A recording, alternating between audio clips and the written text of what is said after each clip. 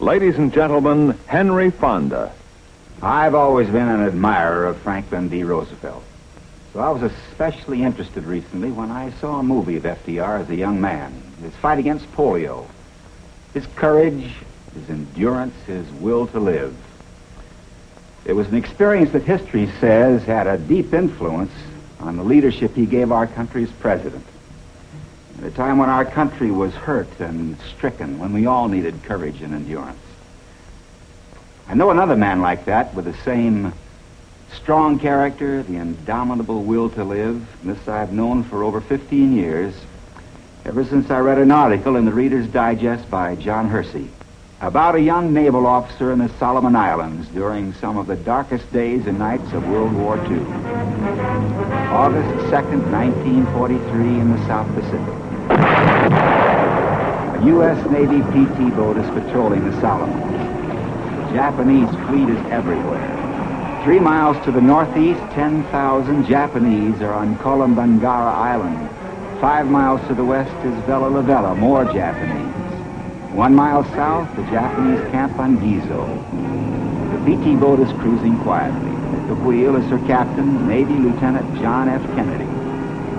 Suddenly, out of the dark night, a Japanese destroyer bears down at 40 knots and rams the PT boat in two.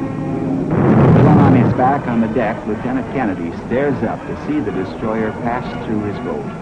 But half the PT boat stays afloat, and Lieutenant Kennedy helps 10 other survivors hang on.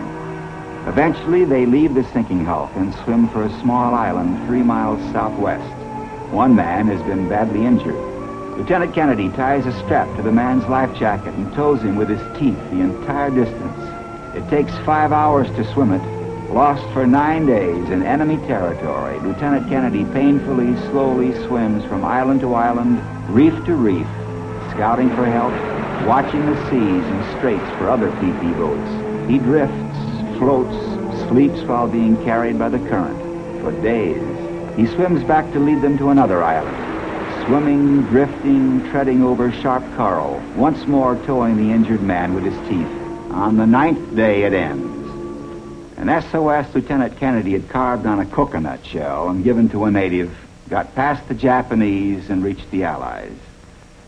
And finally, one of the PT boats Lieutenant Kennedy had been searching for picks them up. "Hey, Jack," someone calls from the boat. "Where have you been?" asks Kennedy. "We've got some food for you." "No thanks," says Kennedy. "I just had a coconut." Senator Kennedy never liked talking about this himself, but I was a member of that crew, and believe me, we really had it rough.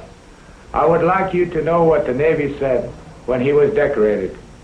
His outstanding courage, endurance, and leadership contributed to the saving of several lives, and were in keeping with the highest tradition of the United States Naval Service. Courage, endurance, leadership. John F. Kennedy has them all the way, and the way has been the hard way. As president, John F. Kennedy will have the courage to meet the greatest challenge our country has ever faced.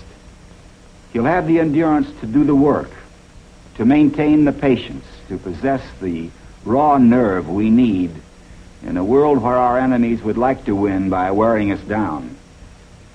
And he will give us leadership for the 60s, a new American leadership for the world beyond the seas to honor and respect. FDR, a man who loved the sea. John F. Kennedy, another man of the sea. His hand will be a strong hand on the ship of state.